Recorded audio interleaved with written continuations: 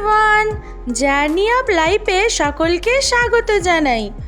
আগের পার্টে তোমাদেরকে তো বলেইছি যে আমাদের কি দুর্ভোগটাই না হয়েছে, তাই আর সকালে আমি মেকআপ করার আগে ব্লগ শ্যুট করতে পারিনি। একবারে রেডি হয়ে বেরোনোর সময়তেই তোমাদের সাথে কথা বলতে এলাম। আর এখানে দেখো আমরা একেবারে গাড়িতে উঠেও পড়েছি। আর এই দাদাই আমাদেরকে দুদিন ধরে ঘোরাচ্ছে। আগের পার্টে তোমাদেরকে বলেছিলাম যে কত খরচ লাগবে গাড়ি বুকিংয়ের ক্ষেত্রে, সেসব তোমাদের আমি নেক্সট পার্টে বলবো। তাই খুব তাড়াতাড়ি আবার নেক্সট পার্টটা নিয়ে চলে এসেছি। তো তোমরা ভিডিওটা পুরোটা দেখতে থাকো, আশা করি তোমাদের প্রশ্নের উত্তর তোমরা অবশ্যই পেয়ে যাবে। আর যদি কোনো প্রশ্ন থাকে তাহলে আমাকে কমেন্ট করে জানাতে পারো, আমি চেষ্টা করব সকলের কমেন্টে রিপ্লাই দেওয়ার। আজ আমরা সকাল 7:30টার দিকে বেরিয়ে পড়েছি, তার কারণ আমাদের আজকে দেবরিগড় জঙ্গল সাফারি আছে। 9টা থেকে সাফারির টাইম, তার আধ ঘন্টা আগে পৌঁছাতে হবে, তাই আমরা একটু তাড়াতাড়ি বেরিয়ে পড়েছি। আর সাফারিতে ওরা মোটামুটি 2 ঘন্টা মতো ঘোরায়। আর ওখান থেকে বেরিয়ে আমরা যাব ওয়ার্ল্ডের সবথেকে বড় ড্যাম দেখতে, যার নাম হচ্ছে হীরাকুদ ড্যাম। এটা অবস্থিত মহানদীর ওপর।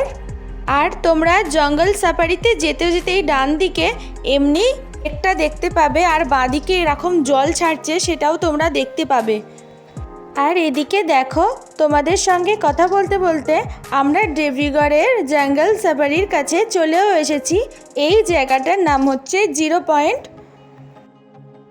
আর তোমরা যারা এই পুরো সম্বলপুর ট্যুরটা করতে চাও তাহলে অবশ্যই আগের পার্টটা তোমরা দেখে নিও, না হলে তোমরা কিছুই বুঝতে পারবে না। আর তাড়াহুড়োর চোটে যেহেতু হোটেল থেকে কিছুই খেয়ে আসা হয়নি, তো আমরা এখানে একটা ছোট দোকানে গেলাম খাওয়া দাওয়ার জন্য। খুব ভালো ব্যবস্থা ছিল আর সব জিনিসের দামও রিজনেবল ছিল। তো আমরা ভাবলাম চলো একটু চা বিস্কুট খেয়ে নেওয়া যাক। আর এখানে ম্যাগি তাছাড়া অন্যান্য জিনিস অনেক কিছুই পাওয়া যাচ্ছিল। তো তোমাদের আমি তো দেখিয়েই দিলাম যে কি কি পাওয়া যায়। আর আমরা এখানে এরকম একটা করে বিস্কুট নিচ্ছিলাম, খুবই সুন্দর ছিল বিস্কুটটা। আর এমনিতেও তো আমরা সব জায়গার টাইমের অনেক আগেই পৌঁছে যাই, তাই কোনো প্রবলেমই হয় না আমাদের। তো চলো একটু তাড়াতাড়ি করে চাটা খেয়ে নেওয়া যাক। আর তারপরে এরকম একটা করে জিনিস খেলাম, আমি জানি না গো এর নামটা কি। তোমরা যদি জেনে থাকো তাহলে আমাকে অবশ্যই কমেন্ট করে জানিও। আমার হাজব্যান্ড একবার বলেছিল, আমি ওসব মনে রাখতে পারি না, ভুলে গেছি বেমালুম। আর তারপরে এখানের কিছু রিচুয়ালস আছে, তো সেগুলোই আমরা কমপ্লিট করতে গেলাম। আর আমার তো হাজব্যান্ডই সব করে, তাই আমাকে তো কোনো ব্যাপারে মাথা ঘামাতেই হয় না। আর এমনিতেও আমাদের অনলাইনে বুক করা ছিল, তোমরা যদি আসো তোমরা অনলাইনেই বুক করে নেবে। কেন বলো? কারণ আমি দেখলাম এখানে একটা ফ্যামিলি ছিল যাদের হয়তো অনলাইনে বুক ছিল না, তারা এখানে এসে ওয়েট করছিল যাতে তারা শেয়ারে কোনো গাড়ি পেয়ে যায় সাফারির জন্য, কিন্তু তারা কোনো সাফারির গাড়ি ফাঁকাই পায়নি, অলরেডি সব বুকই ছিল। বিশেষ করে তোমরা যদি অল্প কয়েকজন মিলে আসো তাহলে তোমরা অবশ্যই বুক করে আসারই চেষ্টা করবে। আর বেশি জন হলে তোমরা এখানে এসে বড় গাড়ি পেয়ে যাবে, কিন্তু তোমরা যদি ভাবো যে বড় গাড়িতে তোমরা শেয়ারে করবে তাহলে অন্যদের সঙ্গে পাওয়াটা খুবই দুষ্কর। আর আমি তোমাদের এখানে সাফারির ফেয়ারটা দেখিয়েও দিলাম, তোমরা চাইলে স্ক্রিনশট মেরে রাখতে পারো। আর যদি অনলাইনে বুক করো তাহলে হয়তো তোমাদের কিছু অ্যামাউন্ট বেশি লাগতে পারে, তাও কোনো কিছু করার নেই, অনলাইনে বুক করে নেওয়াটাই ভালো। আর এদিকে দেখো আমাদের গাড়ি এসেও গেছে, আর গাড়ির ওপরে বসিয়ে আমি আমার মেয়ের একটা ছবিও তুলে নিলাম। আর আমরা সকলে মিলে গাড়িতে উঠেও পড়লাম। তো চলো এবার জঙ্গলের ভেতরে যাওয়া যাক। সত্যি কথা বলতে প্রথম তো আমার একটু ভয় লাগছিল, টেনশনও হচ্ছিল, বলছে নাকি এই জঙ্গলে প্রচুর চিতা আছে। তো চলো যাওয়া যাক, দেখি কি দেখতে পাই। আর এবার আমরা 0 পয়েন্ট ক্রস করে পুরো জঙ্গলের ভেতর ঢুকে পড়লাম। সত্যি কথা বলতে এটা আমার প্রথম জঙ্গল সাফারি নয়, এর আগেও আমি কাজিরাঙাতে জঙ্গল সাফারি করেছি, কিন্তু তখন তো আমি ব্লগ করা স্টার্টই করিনি, যার জন্য তোমাদেরকে দেখাতেও পারিনি। আর এদিকে দেখো আমার হাজব্যান্ড দাঁড়িয়ে পড়েছে আর আমাকেও বলছে দাঁড়িয়ে পড়তে। তো চলো দাঁড়িয়ে পড়া যাক। আর এই জঙ্গলের ভেতরে থাকার জন্য রিসর্ট আছে, তোমরা চাইলে বুক করতে পারো, কিন্তু যেহেতু তার ফেয়ারটা অনেকটা তাই আমরা এটা আর বুক করিনি। প্রায় পার ডে 4-4,500 করে তো হবেই। তোমরা চাইলে এটা বুক করতে পারো। তোমরা যেখান থেকে দেবরিগড়ের জিপটা বুক করবে ওখানেই তোমরা রুম বুক করার অপশান পেয়ে যাবে। আর হাওয়াতে যখনই পাতাগুলো খসখস আওয়াজ হচ্ছে, আমার শুধু কেন জানি না মনে হচ্ছে যে এখানে নিশ্চয়ই আশেপাশে কিছু আছে। আর এই তো ফাইনালি আমাদের জিপ গিয়ে মাঝখানে দাঁড়িয়ে পড়েছে, আর আমরা দেখতে পেয়েছি দূরে একটা ছোট্ট ময়ূরকে। তোমরা কি দেখতে পাচ্ছ? আর তারপর আমরা আরও এগিয়ে চললাম জঙ্গলের ভিতর দিয়ে। একের পর এক জঙ্গল দেখতে দেখতে ভেতরে চলেছি, আর তার মধ্যে থেকেই দেখতে পেলাম অসংখ্য সবুজ গাছের মাঝে একটা লাল গাছ।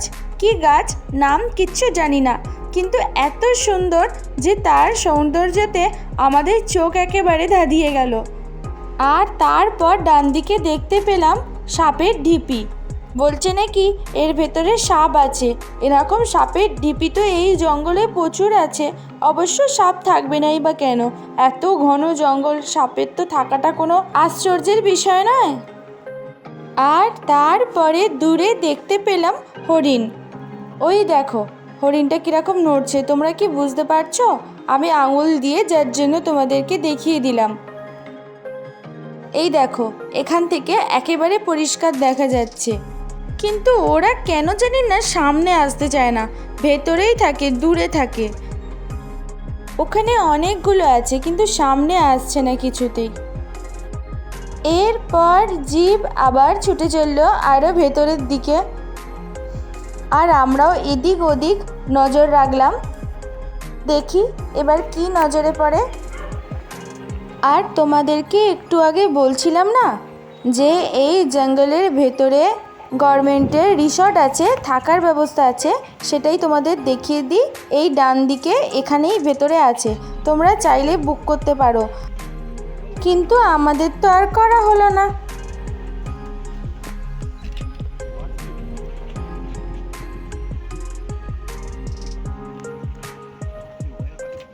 এরপর দূরে একটা ছোট্ট পাখি দেখতে পেলাম, কিন্তু আমার ক্যামেরার রেজুলেশনটা অত হাই নয়, তাই জন্য ক্লিয়ার আসছিল না।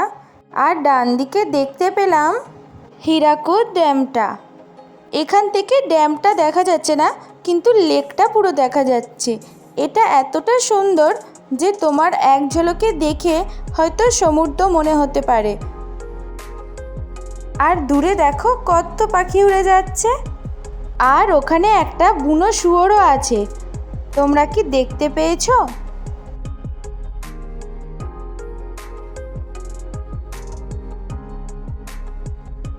যিনি আমাদেরকে এই জিপে করে নিয়ে যাচ্ছেন উনি বলছিলেন যে একটু সন্ধ্যার দিকে এলে, মানে যেই সাফারিটা 4-5টের দিক থেকে শুরু হয় সেটাতে এলে অনেক কিছু দেখা যায়, কারণ ওই সময় নাকি সমস্ত পশু পাখিরা এই লেকে জল খেতে আসে।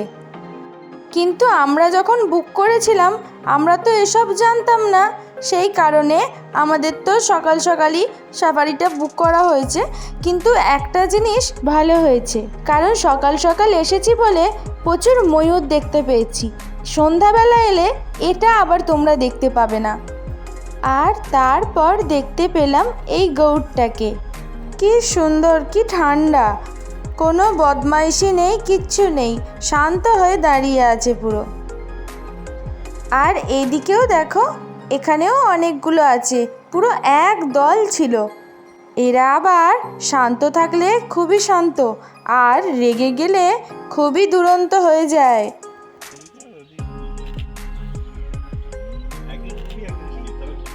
আর এরপর আবারও ময়ূর দেখতে পেলাম, মানে ময়ূরে ময়ূরে এখানে তো একেবারে ছড়াছড়ি, আর তাদের এত সুন্দর মিষ্টি ডাক যে তোমাদের কি বলবো।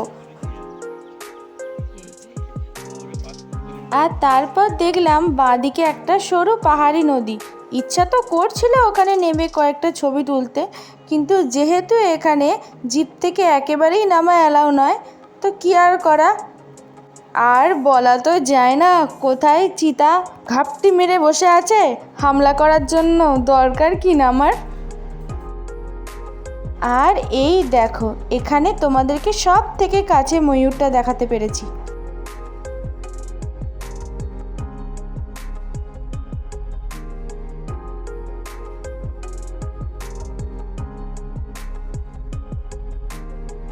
আর তারপরে দেখতে পেলাম হনুমান। হনুমান তো আমরা সবসময় দেখি, তাও জঙ্গলের হনুমান দেখলাম।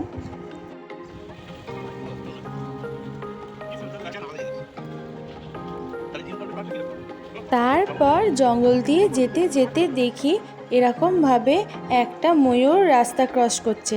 এত ভালো লাগলো যে দেখে, তোমাদের কি বলবো। তোমরা যদি দেখতে চাও তাহলে অবশ্যই সম্বলপুর ফুল ট্যুরটা করো। আর তারপর আমাদের একটু জল তেষ্টা পেয়ে গেছিলো, কিন্তু আমরা তো জল আনতে ভুলেই গেছি, গাড়িতেই ফেলে চলে এসেছি। তো আমাদের যিনি ঘোরাতে নিয়ে এসেছিলেন জিপে করে, ওই দাদা বললেন যে ট্যুরিস্টদের খাওয়ার জন্য নাকি ওদের ওখান থেকেই একটা করে জলের বোতল দেয়াই থাকে। তো সেটাই আমাদের দিয়ে দিলেন। কি সুন্দর বোতলটা দেখো। জলটা কিন্তু আমরা খেতে পারবো, কিন্তু বোতলটা আমরা বাড়িতে আনতে পারবো না। বোতলটা কিন্তু ওদের। খুব সুন্দর একটা লোগো করা ছিল, আমার তো দেখেই পছন্দ হয়ে গেছে, কিন্তু আর কি করা, ওটা তো আমাদের দেবে না। আর এই দাদা আমাদেরকে ঘুরতে নিয়ে গেছিল। আর এখন দেখো আমরা একটু জিপ থেকে নেমে পড়েছি। এই জায়গাটা একবার রেস্টের জন্য ওরা দাঁড় করায়, মানে এত অবধি আসবে, এরপরে আর জিপ যাবে না। এখানটাতে ওয়াশরুম আছে, যাদের যা প্রয়োজন ইউজ করতে পারে। তারপরে আবার ওখান থেকে ব্যাক করতে হলো। এরপরে আমরা এই লেকের ধারটা করে গেলাম, কিন্তু ওই যে জাল দেয়া আছে, তো আমরা জালের ওপারে যাইনি। আমার হাজব্যান্ড বারণ করছিল যে ওখানে নাকি যাওয়া অ্যালাউ নেই, তাই আর যাইনি। আমরা এই দিক থেকে দাঁড়িয়ে ছবি তুলছিলাম।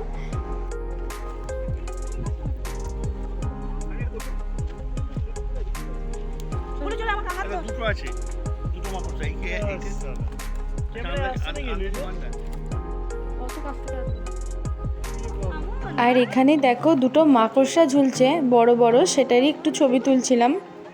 আর দেখো এতক্ষণে আমার হাজব্যান্ড আমার ভিডিও করে দিচ্ছে, মানে কখন থেকে ভিডিওটা স্টার্ট করেছি ভাবো, এতক্ষণ ওর সময়ই হয়নি, এতক্ষণে ওর সময় হয়েছে আমার ভিডিও করার।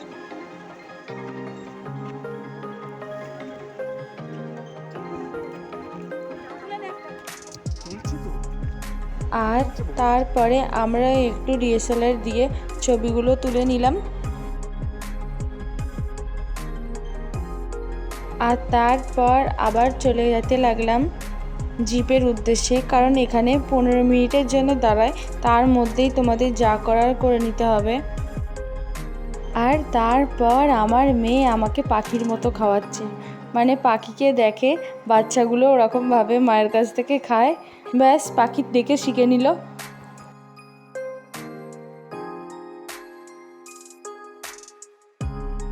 আর এই ছবিটা কোথা থেকে তুলেছি বলো তো, এটা গাড়ির কাছে, দেখো কত ছোট ছিল, কিন্তু আমি বড় করে তুলেছি। আর এখানে সব জায়গায় লেখা ছিল দেব্রিগড় ওয়াইল্ড লাইফ স্যাংচুয়ারি। গাড়িতে, জলের বোতলে, সব জায়গাতেই লেখা ছিল এগুলো। আর একটা করে ওখানকার লোগোও করা ছিল।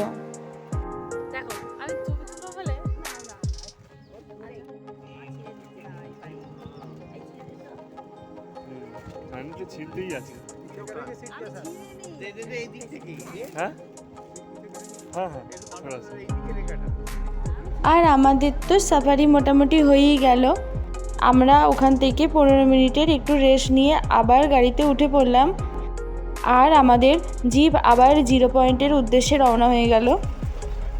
আর তারপর অপোজিট সাইড থেকে অনেকগুলো সাফারি কার ভেতর দিকে যাচ্ছে দেখলাম, মানে যারা এখনের সাফারিটা বুক করেছে তারা ঘুরতে যাচ্ছে।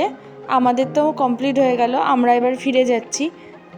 এখানে ঘুরতে আসার ক্ষেত্রে তোমরা যদি 4 জন আসো তাহলে তোমাদের সব থেকে খরচটা কম পড়বে, কারণ তোমরা যদি প্রাইভেট কার বুক করো সেটাও 4 জনের হবে, আর সাফারি কারও তোমাদের 4 জনের হবে। তাহলে সেক্ষেত্রে তোমাদের অ্যামাউন্টটা একজনের ভাগে অনেকটা কমই পড়বে। আর তোমরা যদি 2 জনে আসো তাহলে স্বাভাবিকভাবেই একটু বেশি পড়বে। আর তোমরা যদি অনেকজন মিলে আসো তাহলে এরকম বড় একটা সাফারি বাস টাইপের তোমরা বুক করে নিতে পারবে। এইগুলো নাকি অনলাইনে বুক হয় না, সেক্ষেত্রে তোমাদের কিন্তু এখানে এসেই বুক করতে হবে। কিন্তু তোমরা যদি মনে করো শেয়ারে যাবে, সেক্ষেত্রে কিন্তু শেয়ারে সাফারি চট করে পাওয়া যায় না, সেটা কিন্তু আমি বারবার বলে দিলাম। যাদের খুব ভাগ্য ভালো থাকে তারা হয়তো পাবে, আদার্স কেউ পায় না। আর এখানে বড় বড় করে লেখা আছে লেপার্ড জোন, কিন্তু সত্যি কথা বলতে আমরা তো একটাও দেখতে পেলাম না, তার জন্য মাঝে মাঝে খুব আফসোস হচ্ছিল। আর এখানে দেখো উপরে সূর্যি মামা কি সুন্দর লাগছে না।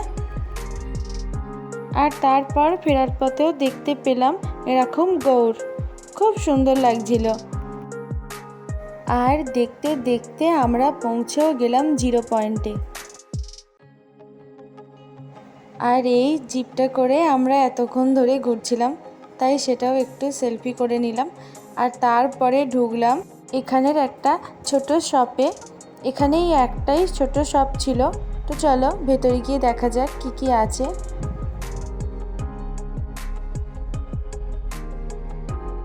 এখানে তো অনেক কিছুই ছিল, অনেক রকম ছোট বড় জ্যাকেট ছিল, সব কিন্তু এখানকার লোগো দেয়া। তারপরে ছিল জলের বোতল, coffee mug, photo frame, mask, cap, মানে অনেক কিছুই ছিল আইটেম। আর আমরা কি নেব দেখতে দেখতে বাবা একটা নিয়ে নিল এখানকার বই, খুব সুন্দর ছিল বইটা। তো তোমাদের চলো দেখিয়ে দিই এখানকার জিনিসের কত কি দাম। এই দেখো তোমাদেরকে আমি লিস্টটা দেখিয়েও দিলাম, তোমরা চাইলে পজ মেরে দেখে নিতে পারো। আর এই দেখো এই বইটাই আমরা নিয়েছিলাম। তো চলো বাড়িতে গিয়ে একেবারে তোমাদেরকে দেখাবো যে বইটা কেমন। তোমরা কিন্তু ভিডিওটা শেষ অবধি দেখতে থেকো। আর আমি এদিকে ঘোরাঘুরি করলে কি হবে, আমি তো বাইরে থেকে ফুচকা দেখে গেছি না, আমার তো মন মানছে না। তো কোনো রকমের বইটা কিনে বেরিয়েই আমি বলছি যে চলো আগে ফুচকা খাই। আর বলি ফুচকাটা কেমন, দুর্দান্ত ছিল খেতে, দুর্দান্ত, মানে এত সুন্দর ফুচকা আমি বোধহয় এই জীবনে প্রথমবার খেলাম। আমরা প্রথমে এমনি যেটা টক জলের ফুচকা হয় সেটা খেয়েছি, তারপরে আমরা আর 1 প্লেট দই ফুচকা নিলাম। আর সেটা খেয়েও আমাদের এত ভালো লেগেছে, এত ভালো লেগেছে যে আমরা আবার 1 প্লেট ফুচকা নিয়ে নিয়েছি। উল্টে আবার বাবা মাকেও খাওয়ার জন্য জোর করলাম, তো ওরাও খেয়ে বলছে দারুণ লেগেছে। তো আমরা টোটাল 4 প্লেট ফুচকা খেয়েছি, আর বাবা মারা খেয়েছে 2 প্লেট দুজনে, মানে আমরাই টোটাল 6টা প্লেট ফুচকা নিয়েছিলাম। আর এখানে ফুচকার ব্যবস্থা দেখো, বাইকের ওপর ফুচকা বিক্রি করছে, মানে তোমরা কি কখনো এমন দেখেছো?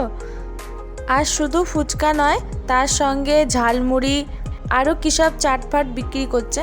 তো আমরা তো ওইসব নিইনি, বাবা মা নিয়েছিল ঝালমুড়ি একটু।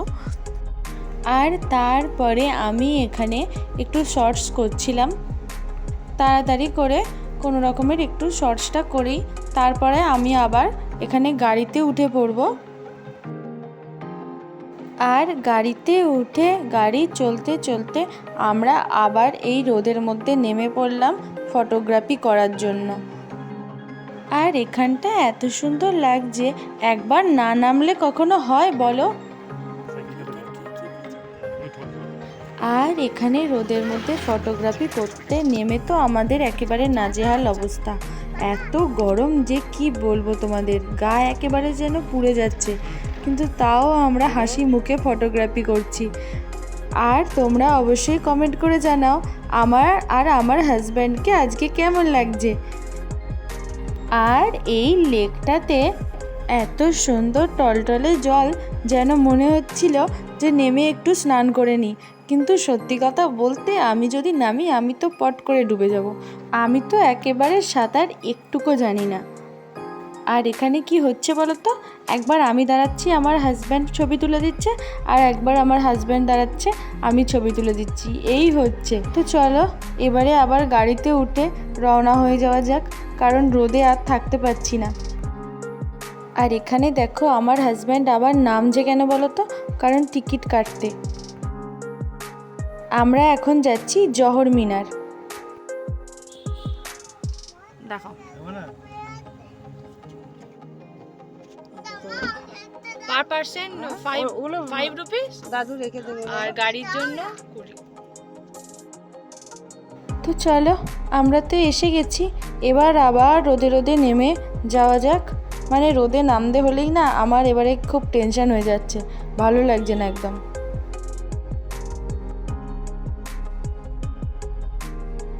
খুবই সুন্দর ছিল জায়গাটা, কিন্তু রোদের জন্য একটু এনার্জি লস হয়ে যাচ্ছিল আর কি। আর এখন আমরা দেখতে যাচ্ছি ওয়ার্ল্ডের সবথেকে বড় ড্যাম। তো চলো তাড়াতাড়ি সিঁড়ি দিয়ে উপরে উঠে যাওয়া যাক।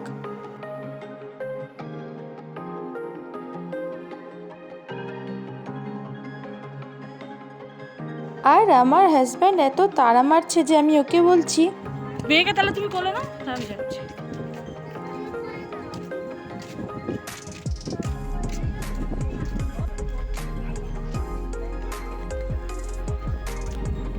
আর এটা দেখো কত উঁচু, আমি তো প্রথমে উঠবো না ভেবেছিলাম। আর এখান দিয়ে যেহেতু ভালোই দেখা যাচ্ছে, তো আমি ভেবেছিলাম এটা দেখেই মনে শান্তি করে নেব, কিন্তু আমার হাজব্যান্ড বলছে যে তুমি ব্লগার হয়েছো কিসের জন্য, চলো ওপরে যেতেই হবে। তারপরে ওই ড্যামের ওখান থেকে একটা সাইরেন বাজতে শুরু করলো।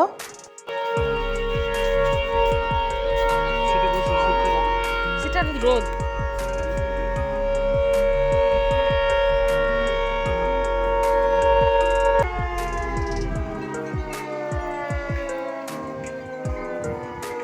আমি ভেবেছিলাম অল্প আধটু হলেও একটু জল ছাড়বে, কিন্তু এরা তো দেখলাম কিছুই ছাড়লো না, তাই আর কি করা, দেখাও হলো না আমাদের। তো চলো আগে একটু এদিকের গার্ডেনটা ঘুরে নিই, তারপরে আমরা টপে উঠবো।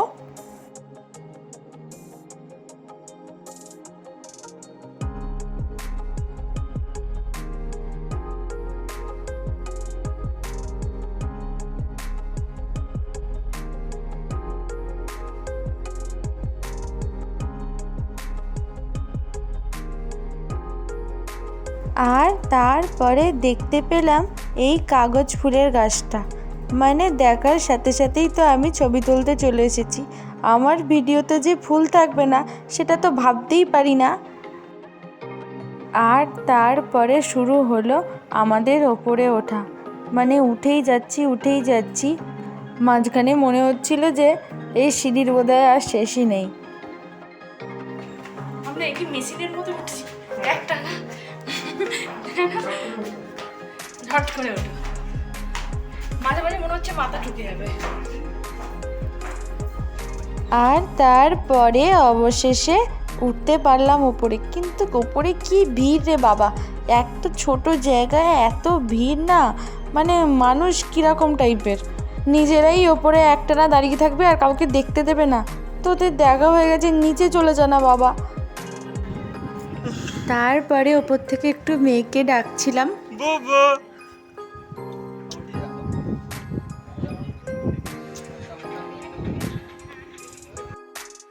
আর ওপর থেকে কি সুন্দর লাগছে। টাটা মামা, বসো চুপ করে, যাচ্ছি।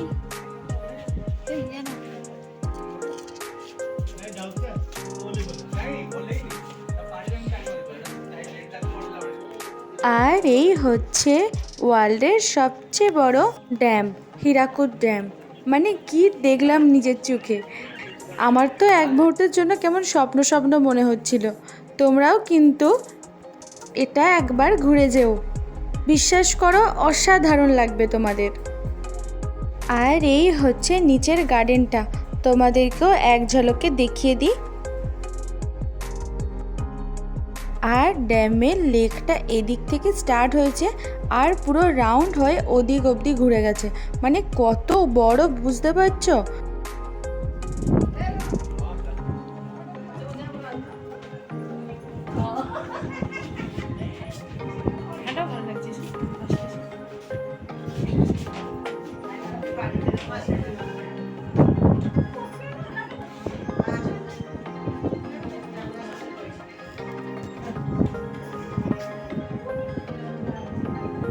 তো চলো, আমাদের এবারে ঘোরা দেখা সব হয়ে গেল।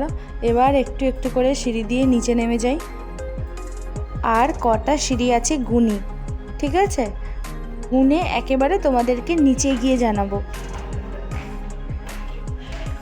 পর্যন্ত ওপরটা 93টা সিঁড়ি আর নিচেটা এখনো গুনেনি, ওটা গুনে আবার টোটালটা বলবো। আর এখানে দেখো আমার মেয়ের এই বড় কলসিটা সে কি পছন্দ হয়েছে, বলে এটাকে চাগাবো। আর এখন দেখো আমি একদম নিচে চলে এসেছি। এই যে একদম এইখান থেকে একদম পুরো ওপর অব্দি 145টা মতো সিঁড়ি আছে। এবারে এত গরম রোদের মধ্যে একটা দুটো হয়তো এদিক ওদিক হতে পারে, তো যাই হোক মোটামুটি অ্যাভারেজ 145টা মতো সিঁড়ি আছে টোটাল। এই যে চলো সবাই চলে এসছে, চলো। রোদের মধ্যে আমার অবস্থা একবারে খারাপ হয়ে গেছে, দুদিনের মধ্যে ট্যানও পড়ে যেতে পারে। এবার গিয়ে গাড়িতে আবার উঠে পড়ি।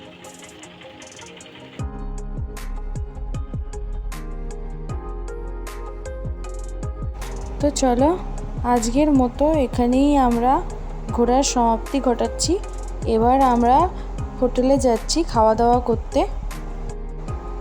তো চলো তাড়াতাড়ি গিয়ে খেয়ে নেওয়া যাক, এমনিতেই অনেক বেলা হয়ে গেছে।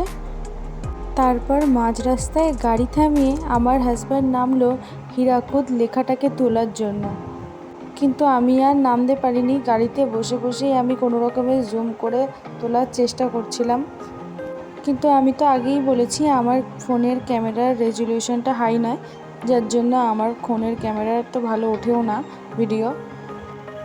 খাবার জন্য আমার নাম ধরলো, তো একদম ইচ্ছে ছিল না আমার। ও কি চড়া রোদ আর গরম।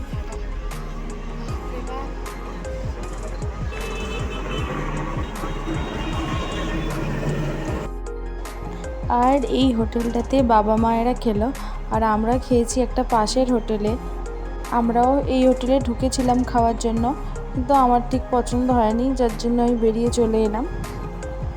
আর এখন চলে এসেছি ওরই একটা পাশের ধাবাতে, সেখানে বসেই আমরা এখন খাওয়া দাওয়া করছি।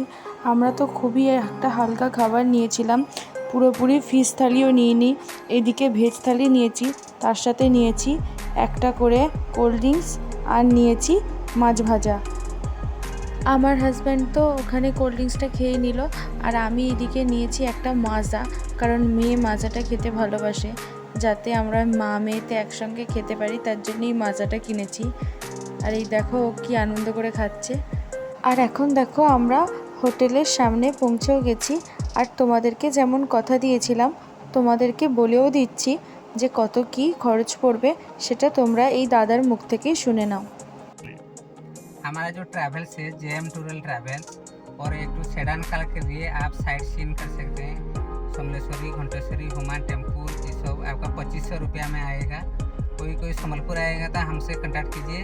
मेरा नंबर है 9861327987। ठीक है, कार्ड दे दिया था ना कल? नहीं फोटो।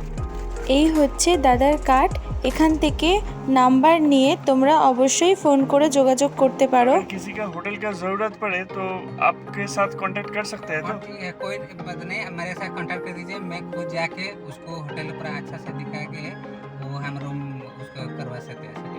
ठीक। আশা করি দাদার কথাগুলো তোমরা সকলেই বুঝতে পেরেছো। কার্ডে দেওয়া নাম্বারে ফোন করে তোমরা সরাসরি গাড়ি এবং হোটেলের ব্যাপারে কথা বলে নিতে পারো আর জেনে নিতে পারো তোমাদেরকে কি কি সাইট সিন করানো হবে বা তোমরা কি কি করতে চাও সেটাও বলে দিতে পারো। আমরা যেহেতু দুদিন ঘুরেছি, সেক্ষেত্রে আমাদের 5,500-6,000 টাকা মতো লেগেছে। তোমরা যদি আরও একদিন এক্সট্রা ঘোরো তাহলে তোমাদের হয়তো কিছু টাকা আরও বেশি পড়তে পারে। আর এখানে দেখো আমরা হোটেলে পৌঁছেও গেছি। এরপর সন্ধ্যাবেলা আমরা একটু সকলে মিলে চা খেতে গেছিলাম আর মেয়ের জন্য মিষ্টি কিনে আনলাম। আর যেহেতু আজকে সারাদিন প্রচুর খাটাখাটনি হয়েছে, আবার পরের দিন সকালে আমাদের ট্রেন আছে, তো চলো তাড়াতাড়ি ডিনারটা করে নিই। উঠবি না? কিরে উঠবি না? ও বাবা চলে এসে। আর আজকে আমাদের ডিনারের জন্য এনেছে রুটি আর চিকেন। আর আমরা তো ভেবেছি আমরা যেমন বাড়িতে রুটি চিকেন খাই সেরকম হবে, কিন্তু দেখো কি অবস্থা। আমি যেহেতু ওখানে বাসন মাজতে পারবো না তাই জন্য ঢালতে বারণ করেছিলাম, কিন্তু এই কাগজের প্লেট থেকে মিষ্টিগুলো সরিয়ে আমি এতে তুলে দেখাচ্ছি তোমাদের। দেখো মানে 4 পিস কি সাইজের চিকেন দিয়েছে। আমার দেখে তো এরকম মনে হচ্ছিল যে কলকাতায় যেমন 1 পিস চিকেন দেয় ওটাকেই বোধহয় ওরা 4 পিস কেটে দিয়ে দিয়েছে। আর এটুকু চিকেনের দাম নিয়েছে প্রায় 90 টাকা না 100 টাকা এরকম নিয়েছে আমার হাজব্যান্ড বলল। আর রুটি নিয়েছে 7 টাকা পিস, মানে চিন্তা করো। আর কি করা, অগত্যা ওরকম খাবারই খেয়ে নিতে হলো আমাদেরকে। আর মেয়ে এখানে খাচ্ছে সন্দেশ দিয়ে রুটি। তো কোনো রকমের খেয়ে দিয়ে আজকে শুয়ে পড়ছি, কারণ আগের দিন তো তোমরা জানোই, যারা আগের পার্টের ভিডিওটা দেখেছো, আগের দিন আমাদের একদমই ঘুম হয়নি। কেন হয়নি সেটা জানতে গেলে তোমাদের আগের পার্টটা অবশ্যই দেখতে হবে। আর আমি ভিডিওটা এখানে কাট করছি না, আবার কথা বলছি সকালে ঘুম থেকে উঠে। এখনের মতো গুড নাইট। তো এখন সকাল হয়ে গেছে আর আমরাও একেবারে রেডি সেডি হয়ে বেরিয়ে পড়লাম, কারণ এবার আমাদের বাড়ি ফেরার পালা। তো চলো স্টেশনে যাওয়া যাক। আর এই যে টোটোটা দাঁড়িয়ে আছে, এই টোটোটা করেই আমরা স্টেশনে আজকে পৌঁছে যাব। আর আমাদের সকাল 8:20-তে সম্বলপুর থেকে হাওড়া যাওয়ার জন্য ইস্পাত এক্সপ্রেস ছিল, জন্য আমরা সকাল সকালই বেরিয়ে পড়েছি। 7:10-15 নাগাদ আমরা বেরিয়ে পড়েছি যাতে টাইমলি পৌঁছাতে পারি। আর আমরা অনেক আগে স্টেশনে পৌঁছেও গেছি। এটা অটো, আমরা টোটো। চলো সঙ্গে সঙ্গে বেরিয়ে গেল। হ্যাঁ হ্যাঁ।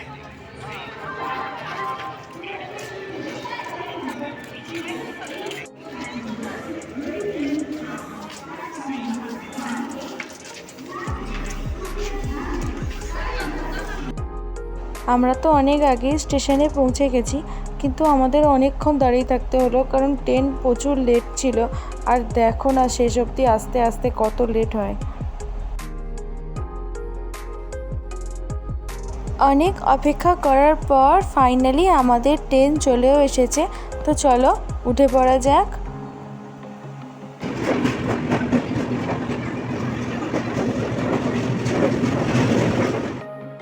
এরপর আমরা দেখো ট্রেনে উঠেও পড়েছি।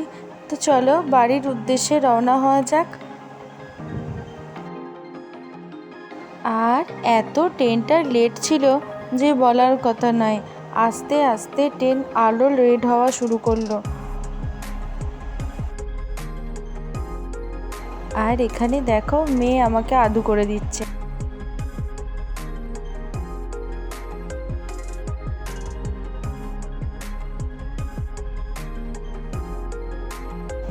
আর তারপর শুরু হয়ে গেল আমাদের ভালো মন্দ খাওয়া দাওয়া।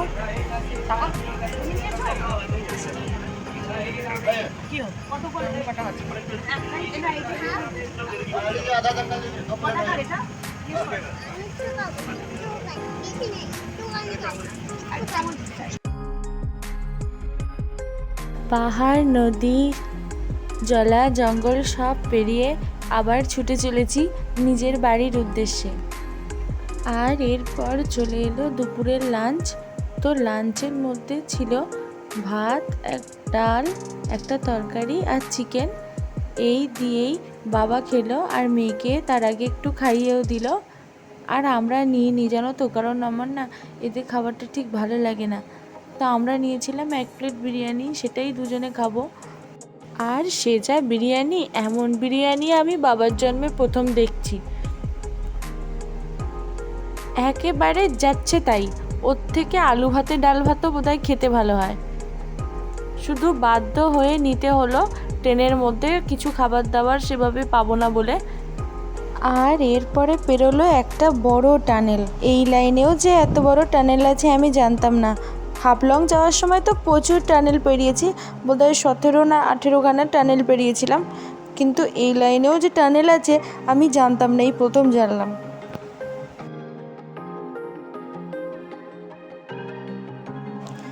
এরপরে আমরা আবার খেলাম কোল্ড ড্রিঙ্কস, আর মেয়ে খেলো মাজা। আর এই কোল্ড ড্রিঙ্কসের একখানেই ক্যান অবশিষ্ট ছিল জানো, দুজনে দুটো নিতে চেয়েছিলাম কিন্তু পাইনি, তাই একটাতেই ভাগাভাগি করে খেতে হলো। এরপরে টাটানগর পেরিয়ে ট্রেন ছুটে চলল হাওড়া যাওয়ার উদ্দেশ্যে।